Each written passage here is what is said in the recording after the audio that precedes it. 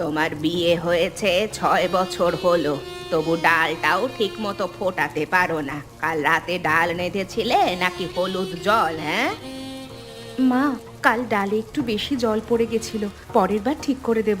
আপনি একটু বলে দিলে আমি শিখে নিতাম। আমি তো চেষ্টা করছি মা, একটু ভুল হয়ে যায় মাঝে মাঝে। 6 বছর ধরে চেষ্টা করছো? আমি যখন এই বাড়িতে বউ হয়ে এসেছিলাম, 6 দিনের মধ্যে সব শিখে নিয়েছিলাম। আর তুমি আমার ছেলেটাকে ঠিক মতো খাওয়াতেও পারো না। লজ্জা করে না তোমার? আমি তোমার শাশুড়ি, আমাকে শ্রদ্ধা করতে শেখো আগে। রান্না তো পরের কথা। মা, আমি আপনাকে শ্রদ্ধা সত্যিই করি, কিন্তু আপনি যখন এভাবে চিৎকার করেন আমার ভয় লাগে। আমি এই বাড়ির বউ তো, পর তো নই। একটু ভালোবাসা পেলে আরো ভালো করে কাজ করতে পারবো। তুমি বাপের বাড়িতে গিয়ে ভালোবাসা নিও, আমার বাড়িতে কাজ করতে হবে। নইলে দরজা খোলা আছে, চলে যাও। এখন কবিতাকে ডাকো, ওর সাথেও আমার কথা আছে। ওই মেয়েটাও কম না। তোমরা 3জন মিলে আমার জীবনটাকে নষ্ট করছো। মা, কবিতা তো সকাল থেকে পুরো বাড়ির কাপড় কাচ্ছিল একা একা। আপনি কি একবারও ভেবে দেখেছেন মা, ও কতটা পরিশ্রম করে? তো আমি কি করব? কাজ তো করতেই হবে। তোমাদের এত আহ্লাদ কেন বুঝি না বাপু। যাও, কবিতাকে ডেকে পাঠাও। আর শোনো, কালকের মতো রান্নায় যদি আবার গোলমাল হয়, তাহলে তোমাকেও ভাত খেতে দেব না, বুঝলে? নেহা, তুই কি কখনো ভেবেছিস যে আমাদের জীবনটা এমন হবে? আমি বিয়ের আগে তো ভাবতাম শ্বশুরবাড়ি মানে নতুন পরিবার, ভালোবাসা পাবো। কিন্তু এখানে তো আমি চাকরানির চেয়েও খারাপ। সারা দিন আমাকে শুধু গালি দেয়। দিদি, আমি তো মাত্র 1 বছর হলো এসেছি এই বাড়িতে, কিন্তু মনে হচ্ছে যেন এক যুগ কেটে গেছে। সকালে উঠে কাজ, দুপুরে কাজ, রাতে কাজ, আর মাঝখানে মায়ের চিৎকার। গতকাল আমাকে বলেছেন আমি নাকি বেশি বেশি খাই। বেশি খাই মানে? তুই তো নতুন, আমি 3 বছর ধরে এই অবস্থায় আছি। আমার স্বামীকে বললাম, সে বলল মায়ের কথা শোনো। এখন তুই বল, এটা কি কোনো জীবন? দিদি, আমি একটা কথা বলি, আমার লোকটাও কিছু বলে না। এভাবে কতদিন সহ্য করব বলো তো? আমরা 3জনই একা একা ভুগছি। পূজাদি কোথায়? পূজাদি রান্নাঘর গোছাচ্ছে এখনো। দিদি সবচেয়ে বেশি সহ্য করে এই বাড়িতে, তবু দিদি কখনো ভেঙে পড়েনি। দিদি, আমি একটা কথা বলবো? গতকাল রাতে আমি খুব কেঁদেছিলাম। আমার মনে হচ্ছিল বাড়ি ছেড়ে চলে যাই।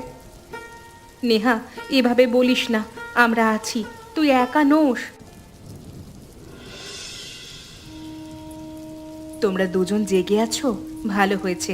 আমি একটা কথা বলবো। আজকে মা আমাকে বলেছেন আমি 6 বছরে একটা সন্তান দিতে পারলাম না। পাড়ার লোকের সামনে এই কথাটা বলে মা আমার মন ভেঙে দিয়েছে আজকে। দিদি, তুমি কেঁদো না দয়া করে, আমরা আছি তোমার পাশে। আমি তো তোমাকে দেখে অবাক হই দিদি, তুমি কিভাবে এতদিন এভাবে টিকে আছো এই বাড়িতে। দিদি, পাড়ার লোকের মধ্যে কারা ছিল? মানে ওই পাশের বাড়ির কমলা পাখি? ওরা তো এমনিতেই আমাদেরকে নিয়ে কথা বলে। একদিন মা বুঝবেন, কিন্তু আমি আর পারছি না। আমি একটা সিদ্ধান্ত নিয়েছি। কি সিদ্ধান্ত দিদি? তুমি কি চলে যাবে একা একা? কোথায় যাবে? আমিও মাঝে মাঝে ভাবি, কিন্তু বাপের বাড়িতে গেলে লোকে কি বলবে? আমি ভেবেছি কবিতা, অনেক ভেবেছি। আমরা 3জন একসাথে যাব। আমরা 3জন মিলে একটা নতুন কিছু শুরু করতে চাই। বলো, তোমরা আমার সাথে আছো তো? দিদি, আমরা 3টে মেয়ে একা বাইরে থাকবো, লোকে কি বলবে? আর খাবোই বা কি? তুমি রান্না করতে পারো ভালো, কিন্তু রান্না করলেও তো নানান উপকরণ লাগে। কবিতা, ভয় আমারও লাগছে, কিন্তু তুই একটা কথা ভাব, এই ঘরে থেকে তুই কি সুখে আছিস? এটা কি কোনো জীবন? আমরা এমন একটা জায়গায় যাব যেখানে কেউ আমাদের অপমান করবে না। দিদি, আমি তোমার সাথে আছি। আমি আর এই ঘরে থাকতে পারবো না। দিদি, আমার যে খুব ভয় লাগছে। আমি কখনো একা কোথাও থাকিনি। বাইরের পৃথিবী কেমন হয় আমি তা জানি না। আমরা খাবো কি, থাকবো কোথায়? যদি কেউ সাহায্য না করে তাহলে কোথায় যাব দিদি? নেহা, তোর ভয় পাওয়াটা স্বাভাবিক, আমারও ভয় লাগছে। কিন্তু একটা কথা ভাব, এই ঘরে প্রতিদিন অপমান সহ্য করে চোখের জল লুকিয়ে রাখা, এটা কি কোনো জীবন? কিন্তু দিদির লোকে কি বলবে? বলবে 3টে বউ শ্বশুরবাড়ি ছেড়ে পালিয়েছে। আমার বাবা মা কি ভাববেন? তারা তো আমাকে বলেছিলেন শ্বশুরবাড়িতে মানিয়ে নাও। তাই তো বলছি, বাবার বাড়িতে যাব না। আমরা 3জন নিজেরাই থাকবো, নিজেদের পায়ে দাঁড়াবো। গ্রামের বাইরে 3টে বড় গাছ আছে, মনে আছে? সেখানে আপাতত আশ্রয় নেব, তারপর কাজ খুঁজবো। তুই কি আমাকে বিশ্বাস করিস? করি দিদি, কিন্তু একটা কথা বলি, যদি রাতে কোনো অচেনা লোক আসে, আমরা 3টে মেয়ে, কে দেখবে আমাদের? নেহা, এতদিন কে দেখেছে আমাদের? এই ঘরে থেকেও তো কেউ দেখেনি। আমাদের স্বামীরা, যাদেরকে আমরা সব থেকে বেশি ভরসা করেছিলাম, তারা পর্যন্ত আমাদের দেখেনি। মা তো দেখবেনই না। তাহলে এই ঘরে থেকে লাভটা কি ছিল? ঠিক আছে দিদি, চলো।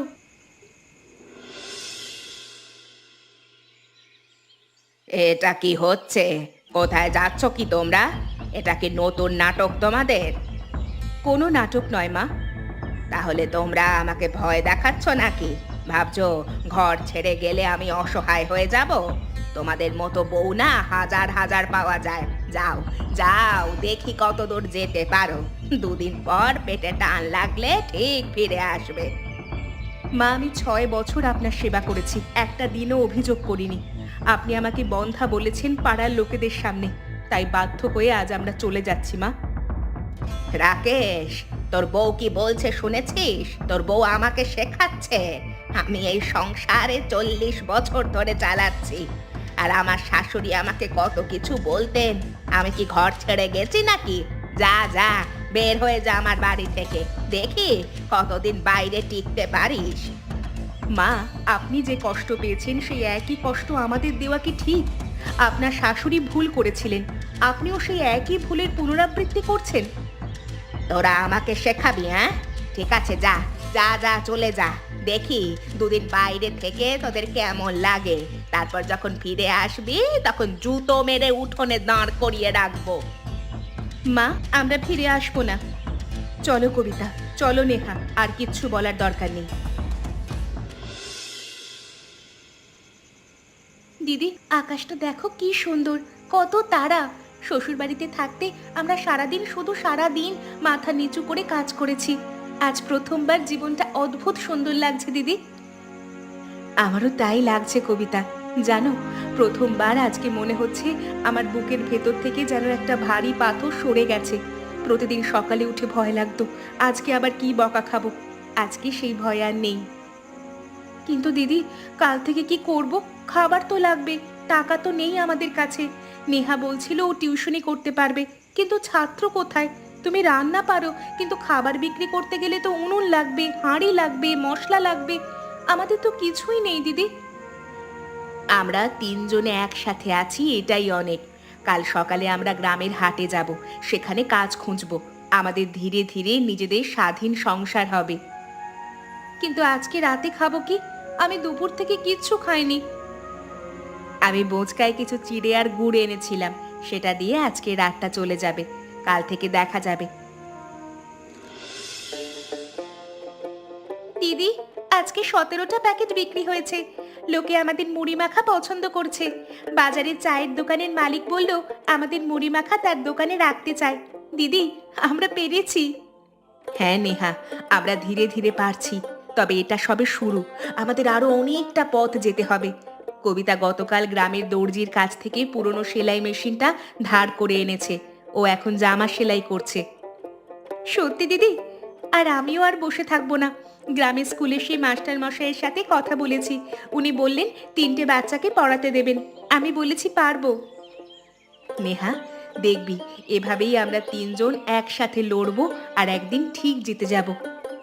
দিদি, একটা কথা বলি, গতকাল রাতে আমি প্রথমবার খুব শান্তিতে ঘুমিয়েছি। আমিও রে, এখন জীবনে খুব শান্তি পাচ্ছি। দিদি, আজকে একটা কথা বলি। গতকাল বাজারে গেছিলাম কাপড় কিনতে, সেখানে সন্দীপকে দেখলাম।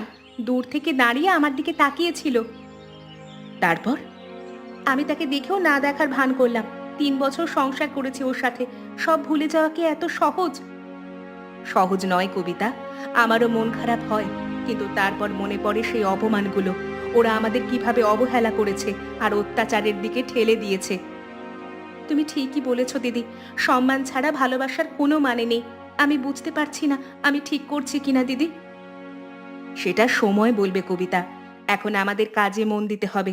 গতকাল গ্রাম পঞ্চায়েতের দিদি এসে বলেছেন আমাদের একটা ছোট লোন দিতে পারবেন। যদি পাই তাহলে এই জায়গাটাকে পাকা দোকান বানাতে পারবো। তখন আরো বেশি খাবার বানাবো আর আরো বেশি বিক্রি হবে। লোকজন আমাদের পছন্দ করছে, আমাদের উৎসাহ দিচ্ছে কাজে। কবিতা, পূজা আমার সাথে কথা বলতে রাজি হচ্ছে না, তাই তোমার কাছে এসেছি। আমি একটা কথা বলতে চাই। আমি আমি অনেক বড় ভুল করেছি। এখন কথা বলি, গতকাল রাতে আমি প্রথমবার খুব শান্তিতে ঘুমিয়েছি। আমিও রে, এখন জীবনে খুব শান্তি পাচ্ছি। দিদি, আজকে একটা কথা বলি। গতকাল বাজারে গেছিলাম কাপড় কিনতে, সেখানে সন্দীপকে দেখলাম। দূর থেকে দাঁড়িয়ে আমার দিকে তাকিয়েছিল। তারপর আমি তাকে দেখেও না দেখার ভান করলাম। 3 বছর সংসার করেছি ওর সাথে, সব ভুলে যাওয়া কি এত সহজ? সহজ নয় কবিতা, আমারও মন খারাপ হয়, কিন্তু তারপর মনে পড়ে সেই অপমানগুলো। ওরা আমাদের কিভাবে অবহেলা করেছে আর অত্যাচারের দিকে ঠেলে দিয়েছে। তুমি ঠিকই বলেছ দিদি, সম্মান ছাড়া ভালোবাসার কোনো মানে নেই। আমি বুঝতে পারছি না আমি ঠিক করছি কিনা দিদি। সেটা সময় বলবে কবিতা। এখন আমাদের কাজে মন দিতে হবে। গতকাল গ্রাম পঞ্চায়েতের দিদি এসে বলেছেন আমাদের একটা ছোট লোন দিতে পারবেন। যদি পাই তাহলে এই জায়গাটাকে পাকা দোকান বানাতে পারবো। তখন আরো বেশি খাবার বানাবো আর আরো বেশি বিক্রি হবে। লোকজন আমাদের পছন্দ করছে, আমাদের উৎসাহ দিচ্ছে কাজে। কবিতা, পূজা আমার সাথে কথা বলতে রাজি হচ্ছে না, তাই তোমার কাছে এসেছি। আমি একটা কথা বলতে চাই। আমি অনেক বড় ভুল করেছি। এখন বুঝতে পারছি তোমরা চলে আসবার পরে। রাকেশ দা, তুমি এখন এসব বুঝছো কারণ তোমার ঘরে রান্না করার, তোমাদের সেবা করার কেউ নেই, তাই মা একা সবকিছু আর সামলাতে পারছেন না। তুমি আমার কথাটা শোনো। কি শুনবো? তোমরা এখন সমস্যায় পড়ছো, তাই তোমাদের মনে পড়েছে আমাদের কথা। যদি আমরা ফিরে যাই আবার সেই একই হবে। আমরা আর ফিরবো না রাকেশ দা। না কবিতা, এবার সত্যি বদলাবো আমরা। সন্দীপ আর মহেশ, আমরা আমরা তিনজন কথা বলেছি। আমরা আমরা মাকে বলেছি যে ওরা না ফিরলে আমরাও এ বাড়ি ছেড়ে দেব। রাকেশ দা, একটা কথা বলো তো, তুমি কি সত্যিই মাকে বলতে পারবে যে সে ভুল করেছে? কারণ তুমি আগেও অনেক কথা বলেছিলে। বিয়ের পর বলেছিলে পূজাদিকে কেউ কিচ্ছু বলবে না, কিন্তু 3 মাসও যায়নি, তুমি কিছুই করতে পারোনি। তুমি ঠিকই বলছো, আমি আগে ভুল করেছি, কিন্তু এ 6 মাসে আমি নিজে ঘরের সবকিছু করে বুঝেছি কতটা কঠিন এসব কাজ। পূজা একা এত কিছু করতো, আমি কোনো দিন তার পাশে দাঁড়াইনি। আর এই জন্য আমি লজ্জিত কবিতা। রাকেশ দা, আমি তোমাকে বিশ্বাস করতে চাই, কিন্তু দিদি সিদ্ধান্ত নেবে। আমরা 3 জন একসাথে এসেছি, একসাথেই সিদ্ধান্ত নেব। তুমি এখন যাও। পূজা, আমাকে কি একটু জল দেবে? অনেকটা পথ হেঁটে এসেছি, পা ব্যথা করছে। মা, আপনি? 6 বছর ধরে তুই আমার সেবা করেছিস, আমি তোকে কষ্ট ছাড়া আর যে কিছুই দিইনি। মা, মা বসুন আপনি, আমি জল দিচ্ছি। আপনি এতখানি পথ একা হেঁটে এসেছেন? আপনার তো হাঁটুতে ব্যথা। কেন এসেছেন মা? আপনার কষ্ট হয়েছে নিশ্চয়ই। বসুন বসুন, আপনি বিশ্রাম নিন একটু। দেখেছিস পূজা, আমি তোকে কত কষ্ট দিয়েছি, তবু তুই আমার কষ্টের কথা ভাবছিস। আমি তোকে বন্ধা বলেছিলাম পাড়ার লোকের সামনে। সেসব কথা এখন আর আলোচনা করে কি হবে মা? তখন অহংকার ছিল আমার, ভেবেছিলাম আমি শাশুড়ি, আমি যা বলবো তাই হবে। কিন্তু তোরা চলে যাওয়ার পর আমি বুঝেছি আমি মা হতে পারিনি তোদের। মা, আপনার এই কথাগুলো শুনতে আমি 6 বছর অপেক্ষা করেছি। অবশেষে আজকে আপনি এসেছেন মা, কিন্তু এখন শুধু কথা বলে কিছু হবে না। আমাদের দেখতে হবে আপনি সত্যিই বদলেছেন কিনা। পূজা, তোরা চলে যাওয়ার পরে আমি ধীরে ধীরে বুঝতে পেরেছি ওই সংসারে তোরা কত কিছু করেছিস।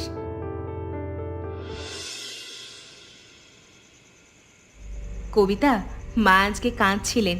6 বছর ধরে ওই মানুষটাকে দেখেছি, কোনোদিন এত কষ্ট পাইনি, কিন্তু আমি ভয় পাচ্ছি যদি ফিরে যাই আবার সব আগের মতো হয়ে যাবে না তো? তোরা কি বলিস? দিদি, আমি একটা কথা বলি, আমরাও তো কেঁদেছি, তাতে কি কিছু বদলেছিল?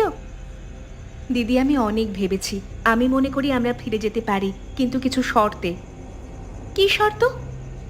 প্রথম শর্ত, আমরা কাজ করব, কিন্তু আমাদের অপমান করা যাবে না। দ্বিতীয় শর্ত, আমাদের দোকানটা চলবে, আমরা আমাদের রোজগার নিজেরা করব। তৃতীয় শর্ত, স্বামীরা আমাদের পাশে দাঁড়াবে। ঠিক আছে কবিতা, আর আমরা তিনজন একসাথে থাকব। মা যদি একজন কেউ আলাদা করতে চান, আমরা তিনজনই আবার চলে আসব, আমাদের আর কেউ আলাদা করতে পারবে না। পূজা, পূজা, তুমি ফিরে এসেছো। আমি জানি তুমি শর্ত দিয়েছো, আমি আমি তোমাদের প্রতি এই প্রতিটা শর্ত আমি মানব। না হলে আমরা আবার ছেড়ে চলে যাব এই বাড়ি। সেটার কোনো দিন হবে না, কারণ আমরা তিনজন সিদ্ধান্ত নিয়েছি এবার থেকে যত যাই হয়ে যাক আমরা তোমাদের পাশে দাঁড়াবো। মা ভুল করলে সেটা বলবো, কিন্তু মা সত্যি বদলাচ্ছেন, এখন কারোর উপরে হুকুম না করে নিজেই সব কাজ করেন। দেখো, আমি তোমাকে ভালোবাসি, আমি তোমার ঘরের কাজ করব, কারণ এটা আমারও সংসার। কিন্তু তোমাদের মনে রাখতে হবে যে আমি তোমাদের চাকরানি নই, আমার কথারও মূল্য আছে, আর আমাদের দোকানটা চলবে, তোমরা সাহায্য করবে। আমাকে আরেকটা সুযোগ দাও পূজা, ওই দোকানটা এখন থেকে শুধু তোমাদের দোকান নয়, আমাদের পারিবারিক দোকান। আমরা সবাই মিলে হাতে হাত লাগিয়ে ওই দোকানটাকে বড় করব। তুমি আরেকটা কথা বলো, সেদিন মা যখন আমাকে বন্ধা বলেছিলেন, তুমি কোথায় ছিলে? তুমি তো সব শুনেছিলে, তবু কিচ্ছু বলনি। সেই অপরাধটাই আমাকে প্রতিদিন কষ্ট দেয়। তুমি যদি সেদিন মাথা উঁচু করে কথা বলতে, তাহলে হয়তো আমাকে ঘর ছাড়তে হতো না, এই 6 মাস গাছের নিচে কাটাতেও হতো না। পূজা, আমি জানি সেটা আমার সবচেয়ে বড় ভুল ছিল। কিসের ভুল? আসলে আমি ভয় পেয়েছিলাম, কিন্তু এখন বুঝেছি ভয় পেতে গিয়ে আমরা তোমাদের হারিয়েছি। আমি যে বদলে গেছি সেই বিশ্বাস আমি ফিরিয়ে আনবো পূজা। শুধু শুধু আমাকে একটু সময় দাও। ঠিক আছে, সময় দিচ্ছি, তুমি নিজেকে প্রমাণ করো। পূজা, পূজা, আজকে তোর হাতের পায়েসটা অসাধারণ হয়েছে, সত্যি বলছি। আমি 40 বছর ধরে পায়েস বানাই, কিন্তু তোর মতো এত সুন্দর হয় না কোনো দিন। তোমার বাকি বৌমারাও অনেক ভালো ভালো কাজ করছে। সেজন্যই আমি আমার বৌমাদের নিয়ে সত্যি গর্বিত। এমন বউ না যেন ওপরওয়ালা সবার ঘরেতে ঘরেতে দেয়, শুধু আমার মতো শাশুড়ি যেন আর কারোর ঘরে না দেয়। মা, আমি সারা জীবন এটাই চেয়েছিলাম, যে আপনার কাছে আমরা একটু ভালোবাসা পাবো। আপনাকে অপমান করার ইচ্ছা আমাদের কোনো দিন ছিল না। আমি জানি পূজা, তুই ক্ষমা করেছিস, কারণ তোদের মন অনেক বড়। আমি তোদের তিনজনকে এত কষ্ট দিয়েছি, তবু তোরা আমাকে ফিরিয়ে নিয়েছিস। আমি একটা কথা বলবো? হ্যাঁ, বলুন। আমার শাশুড়ি আমাকে যে কষ্ট দিয়েছিলেন, আমি সেটা তোদের ওপর করে ভেবেছিলাম এটাই নিয়ম, বউ মানেই অপমান সহ্য করবে। কিন্তু তোরা আমাকে শিখিয়েছিস বউ মানে তাকে সম্মান জানিয়ে বাড়িতে রাখতে হয়। মা, আমি বুঝতে পেরেছি আমাদের সংসারটা এখন আর আগের মতো নেই, বদলে গেছে। এই বদলানোটার দরকার ছিল। এখন থেকে আমরা সবাই মিলে এই বাড়ি এবং আমাদের দোকান একসাথে সামলাবো। আর একটা কথা বলি, ওই 3টা গাছের নিচে আমি গতকাল গেছিলাম, ওখানে তোদের দোকানটা এখন কত বড় হয়েছে, কিন্তু আমি ওই জায়গাটা দেখে শুধু ভেবেছি কত কষ্টই না পেয়েছিস তোরা, আর সেই অপরাধ বোধ আমি সারা জীবন বয়ে বেড়াবো। মা, যা হবার তা হয়ে গেছে, সেটা তো আর বদলানো যাবে না। কিন্তু আমরা অতীতে যে ভুলগুলো করেছি সেই ভুলগুলো আর ভবিষ্যতে করব না, এবং আমরা সবাই একসাথে মিলেমিশে হাসতে খেলতে থাকবো। আমি একটা প্রতিজ্ঞা করছি, বাকি জীবনটা আমি তোদের তিনজনের মা হয়ে কাটাবো। আর তোমরা দেখলে তো শাশুড়ি বৌমার আদর্শ সম্পর্ক কিরকম হওয়া দরকার। শাশুড়ি বৌমার মধ্যে যদি এমন সম্পর্ক না থাকে,